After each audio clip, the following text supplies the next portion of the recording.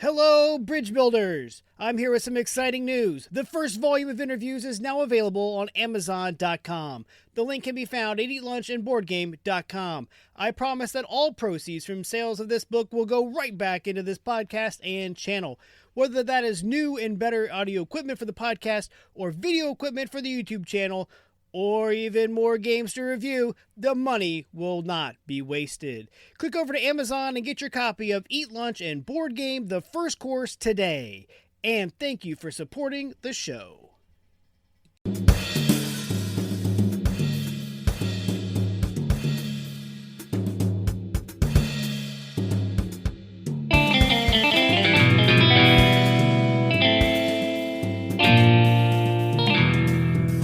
Welcome back to Eat Lunch and Board Game. I'm your host, Adam Collins. The way that I come across new games astounds even me sometimes. I came across today's game, Battleball, The Future of Football by Stephen Baker and Craig Van Ness while reading How to Host a Game Night by Eric Arneson. After reading his book, I knew that I just had to play this game. Why?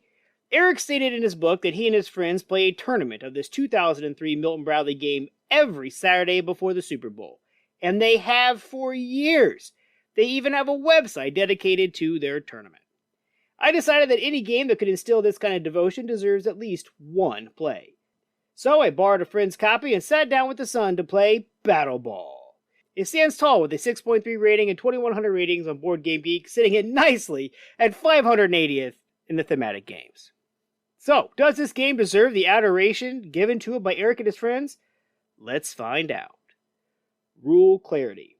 The rules are very straightforward. There's not a lot of gray areas in this game. There was, however, the term in tackling position listed throughout the rules and never defined. The FAQ document confirmed what the son and I figured it meant. Two opposing players are adjacent to each other. I do feel that the rulebook could have benefited from more pictures, less words, more examples to help clarify a few of the more complicated-ish rules. Time to explain to newcomers. This is where the game can fumble a bit. The rules are long, maybe a little too long. The game is not as complicated as the rulebook would indicate, but there are a lot of intricacies that must be followed. There is also an advanced rule for passing the ball on the back of the rule sheet, but honestly, just play with it because why not? It enhances the theme just a little bit more. Gameplay. Okay, this is where the game really excels. First off, you'll need to assemble the large 20-inch by 44-inch playing field. That's right, it is a huge board made up of 3 pieces that must be placed together, and it gives a great table presence. Next, take the 11 players of your team, consisting of 1 heavy tackle, 2 linemen, 2 safeties, 2 linebackers, and 3 receivers. Whether you're the blue Iron Wolves or the red Blackhearts, take the associated locker room and half of the dice. Your half of the dice will consist of 1 red D20, 1 green D12, 1 blue D10, 1 black D8, and 2 yellow D6. Next, set the metal football in the center square. It's the one that looks different from the rest. Set all 11 of your players anywhere you want behind your own 20-yard line. Once both coaches are satisfied with their decision of where they place their players, both of the coaches will roll the red D20, and the highest number gets to go first. The active coach then selects a player and rolls the die matching its base color.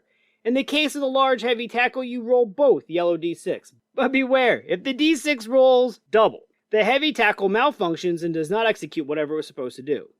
Otherwise, the coach decides which of the yellow dice to activate. Then, move the selected player up to the amount shown. You do not need to move all of the spaces indicated. If at any point in the movement, a player becomes adjacent to another player, movement is stopped and a tackle is resolved. This is where a lot of strategy can come into play. A tackle is resolved by the coaches rolling the die, matching the base of the player in the tackle situation. Each coach will roll their own die matching, and the lower number wins. In the case of the heavy tackle, both yellow dice are rolled and the coach chooses which one is applicable. The player with the higher roll is removed from the field of play and placed in the team locker room. They will not come back until the second half. Then a carnage token is put on the square of the fallen player. that square is now no longer able to be moved onto or through by any player. If the resultant rolls are equal, both players are removed. And with a special rule, if the lower number was a 1, the other player is sent back to the box as that player has sustained a serious injury and will not be coming back this game. If during the movement the player runs over the square containing the ball and the ball is not held by somebody else, it is picked up by that player and placed on their stand. If a player is tackled while holding the ball, the player that successfully tackled the player picks up the ball.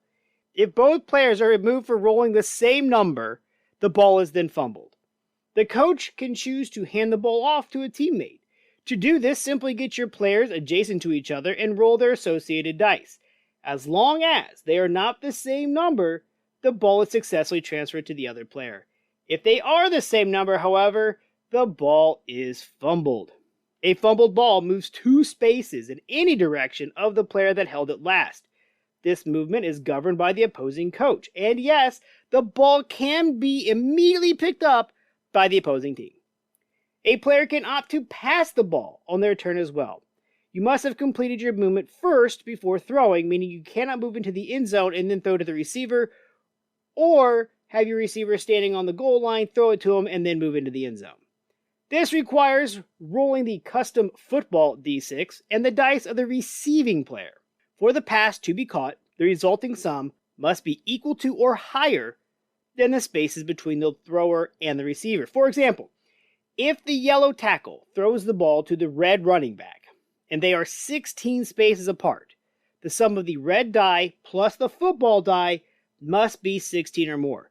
The yellow die has no involvement in the play at all. If the sum is less than the required number, it is incomplete and the ball is placed on the ground exactly the amount of squares from the receiver as the result of the football die. So if the football die was a 2, then the opposing coach sets the ball 2 squares away from the receiver, and this can be right into the hands of his own player for an interception. If the numbers are the same, the thrower fumbles it, and it is placed by the opposing coach following the fumble rules. The object of the game, score 2 touchdowns. After the first touchdown, it is halftime. Remove all carnage tokens from the field. Each player then resets their teams behind the 20-yard line with the players that they have remaining. Remember, the players that suffered a serious injury are out and will not come back in the second half or even in overtime. The coach that did not go first in the first half will go first in the second. In the case of a 1-1 tie after the second half, it is overtime! And again, the teams are reset with only the players still remaining after the second half. If at any time a team has no more players on the field, either from serious injury or just tackled, the other team scores a point. If a player has no legal move due to being surrounded by carnage tokens, the game is halted. Basically, it is a mid-half restart. Remove the carnage tokens, reset the teams behind the 20-yard line, and the next player goes. This is yet to happen in any of the games that I have played. Artwork and components. I have no idea what the MSRP was for Battleball back in 2003, but the artwork and miniatures are outstanding. I cannot imagine the game would have been cost prohibitive, but it does have 22 highly detailed player figures, a metal football, and a custom D6, so I don't know. The artwork on the field is great too. If anything, the locker rooms could have used a little more art. That is all I can complain about there. The carnage tokens are a bit of a mess, but I'll let that slide since, they're carnage tokens. Replayability. The standard game has plenty of replayability. By adding some of the craziness that I will mention in a few, you can add player powers, team powers, etc. based on other people's ideas. You can really amp up the replayability. I find the base game very entertaining and very quick to play. With variable starting positions, you can try out all kinds of different strategies and ideas. You want to put your running backs up front and grab the ball and run back like a game of dodgeball? Do you form a plow with your heavy hitters opening a path? Why not let your heavy tackle just march down the field and make the other team's attempt to tackle your beast? Why not try them all? Lunchtime potential. I have talked with people that say it takes close to 2 hours to play this game. The son and I have not gone over an hour yet, and we have had games go into overtime. I would suggest taking a full day to explain the game and how each type of player moves, go over passing, and cover the advanced rules on the back of the locker rooms, and then run a few examples and scenarios. Cover all that on day 1. And then, day 2, you should eliminate a lot of analysis paralysis. Or set a play clock. They have them in real football games, so why not a 30-second one here? With this in place, Battleball could be played over lunch hour. With the NFL 2021 season coming up, why not get in the spirit at work?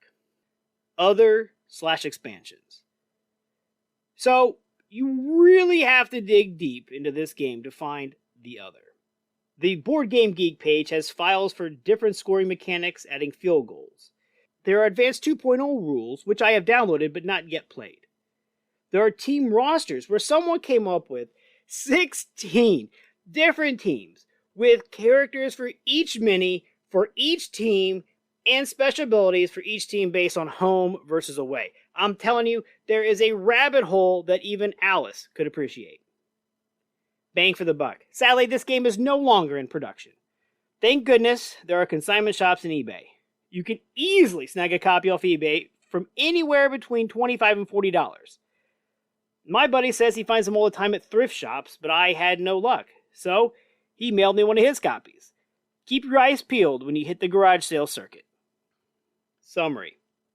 A few years back, like 4, a coworker introduced me to a series of books. This series is called The Galactic Football League by Scott Sigler. In short, it is football in the future. This series recently released its 6th installment. I love these books very much. Why do I tell you about this? Well, there has been rumors of this series getting made into a television show, and if it does, I would love to see it cross over with this game. There are tons of teams in the books, and each one could be bought separately like Blood Bowl, but more affordable and more approachable. By approachable, I mean Blood Bowl is $100 for the starter set, and $40 for each additional team, and has a game weight of 3.4 as compared to the 1.51 of Battleball. I have not played Blood Bowl, and I think it's kind of obvious why. Too rich and heavy for my blood. There is a third futuristic science fiction football game, Blitz Bowl, and it is a Barnes & Noble exclusive. That makes it a bit harder to find, but it has a weight of 2.18, so maybe I should look more into it. It is $40, and each team costs an additional $20. But for now, I'm going to stick with Battleball.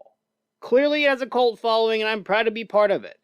It has a huge table presence, beautiful miniatures, fast and easy gameplay, and a decent enough strategy to luck ratio to keep me coming back. As usual, you can reach out to me via email at eatlunchandboardgame@gmail.com or find me on Facebook at facebook.com/eatlunchandboardgame. And as always, remember, board games build bridges.